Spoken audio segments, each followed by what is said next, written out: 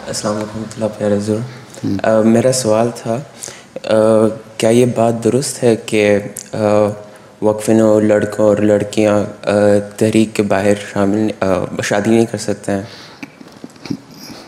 कर सकते हैं, ये दुरुस्त नहीं है। अहमदी होनी चाहिए लड़की और लड़का, और नेक होनी चाहिए, और उसको पता होना चाहिए लड़की को कि अगर मैं वक्फ़े ना हूँ तो मेरा खामद भी नेकियों पे चलने वाला हो और दीन की खिदमत करने के शौक़ रखता हो।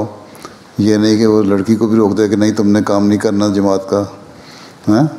और लड़के को भी ऐसी लड़की से शादी करनी चाहिए जो दीन की खिदमत का शौक़ भी रखती हो और उसका साथ हाथ बटा सके और आगे फिर बच्चों की तरबियत भी सही रंग में कर सके। अदरवाइज़ कोई ज़रूरी नहीं है कि वक्फ़िनों से शादी करे। अहमदी हो, नेक हो। हज़रत सल्लल्लाहु अलैहि वसल्लम ने जो फरमाया था वो तो एक हर मुसलमान के लिए फरमाया है ना।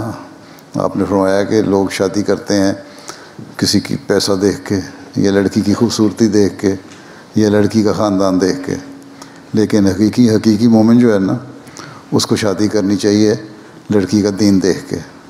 और जब लड़की का दीन देखने वाला लड़का होगा तो ख़ुद भी उसका दीन होगा, तभी वो दीन देखेगा ना लड़की का। इसलिए दीन अफजल है। इस्लाम की तालीम मुकम्मल होनी चाहिए।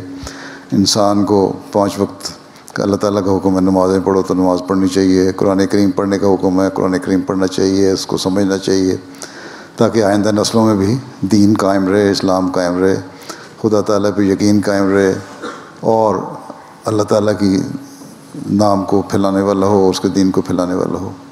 तो ये हज़रत सल्लल्लाहु अलैहि वसल्लम की तालीम है, उसके मुताबिक हमें अमल करने की कोशिश करनी चाहिए। ठीक है, जज़ाकल्लाह।